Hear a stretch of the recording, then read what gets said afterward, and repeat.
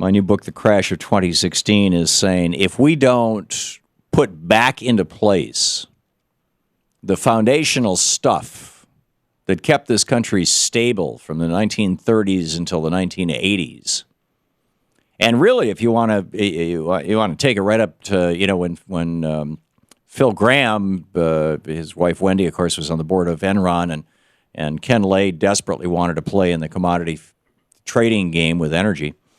Phil Graham passed Gramm-Leach-Bliley and the Commodity Futures Modernization Act, which allowed the banks to go from an $80 billion market in 1999 of securitized mortgages to a $800 trillion market, according to the Bank for International Settlements in 2008. Keep in mind, the GDP of the entire planet, $65 trillion, an $800 trillion market. This is funny money, phony, baloney money. In 2008, that crashed down to about $500 trillion market. It's back up to a $700 trillion market. And as we reported on this program a couple of days ago, and I find it interesting, Newsmax, the conservative website, is talking about this exact same thing in many of the exact same terms. The banksters, now that Dodd-Frank has made it harder for them to do this with mortgages, in other words, to securitize mortgage payments and turn those into derivatives and crash the entire world economy with it, they're doing it with rentals. They're buying up properties. You've got the Blackstone Group buying 1,700 houses in Atlanta in one day alone. I mean, it's the new bubble. It's the new burst. C. Edmund Wright is with us, conservative commentator, contributor of Breitbart, an American thinker, author of WTF, How Karl Rove and the Establishment Lost Again. His website, cedmundwright, WRIGHT.com. C. Edmund Wright, welcome back to the program. Thanks, Tom. Make sure that's Edmund with a U, too. So there you go. Put an O in there. Okay, EDMUND. You know what you ought to do is see if you can get the misspellings. Like I've got, the 4 different ways that my name could be spelled. I've got the URLs for all of them. But anyway, just a thought. You're dumbing down my website. Okay, I'm sure to increase traffic. Yeah, it helps. Let me get this straight.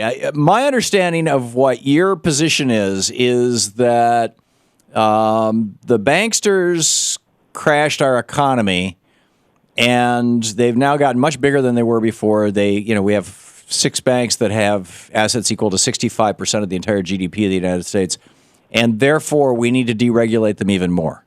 Do I have that right? Well, let me tell you, and I agree with some of what you said coming in, by the way, Tom. But a lot of what's happened is the banksters are in cahoots with government gangsters, and a lot of times the problem is not under or over regulation; it's just very bad regulation.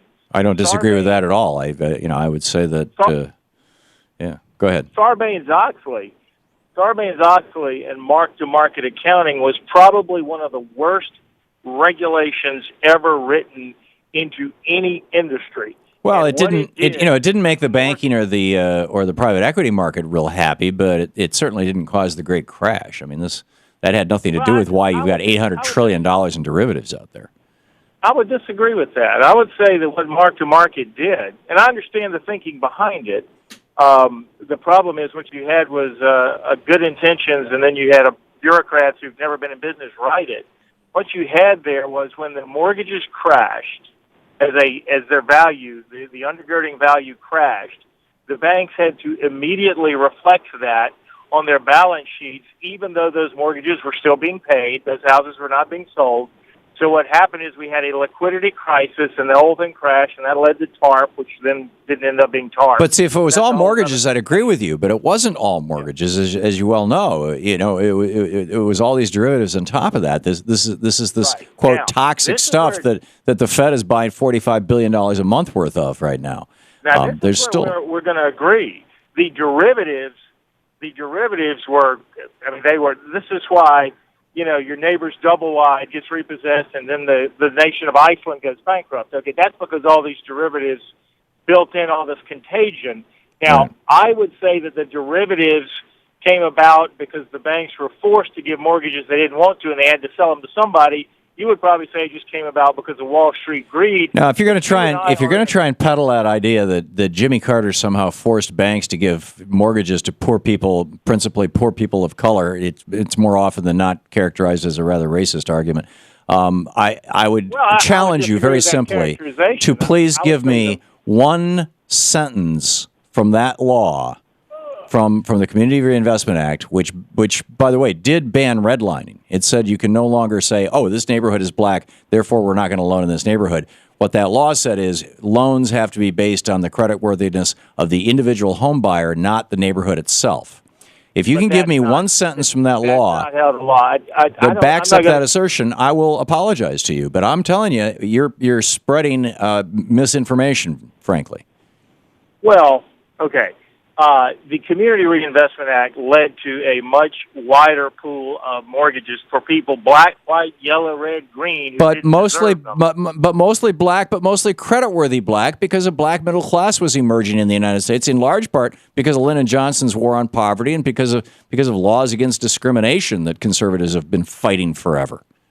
Well, at the risk, Tom, of calling those blacks racist because they ended up moving into white neighborhoods. So that's not the that's. Well, you've got very large black middle class neighborhoods in the United States. But the point is that there's nothing in the Community Reinvestment Act. There's nothing that forces a bank to do anything. What it does is it prevents a bank by law, and I would think that you would agree with this. It prevents a bank from saying, we're going to refuse to lend into a particular zip code or into a particular block or neighborhood simply because of the race of the people in that neighborhood. No, I would agree with that. But what you are ignoring is the fact that some of those, there's two things that a mortgage is supported by. It's supported by the ability of the borrower to pay, but it's also supported by the value of the underlying collateral. And that's actually what mark-to-market triggered, by the way, was the value of the underlying collateral went away, and that was the first card or the first domino, if you will, that got pulled out. So what we had was neighborhoods whose collateral was not very valuable, and you might say it's racist. I would say it's reality. You know. Well, okay, we there was we can get into the finer points of how neighborhoods and the value of individual homes within them rise or fall based on both demographics and economics and society and race and gentrification and everything else. And it's a fascinating topic. But none of that forces a bank to do a damn thing. Banks were never forced to do this. They were out there hustling. These banks were hustling, and I just don't get why you want to further deregulate them. Well, first of all, I think they're overregulated now. I think Dodd-Frank is a series of disastrous regulations that has resulted now in fewer financial institutions. Would you want to go back to pre-35? No, I think I'm not going to buy that strong argument that we got to go back to 35 or to 2013. I think there's a different way we can go. And that is? Well, in first of all, 10 seconds. Sorry, we're out of time. We could get too deep in the weeds of Dodd-Frank, but what it has done is it is under the premise, Tom, and you understand the premise was to get rid of too big to fail. Under the premise of getting rid of too big to fail, with lobbyists and other crony capitalists involved, and the big banks they're not free enterprise people; they are crony capitalists. No, I got that, and they're not unique in that. We're going to have to leave that as the last word. CEdmundWright.com.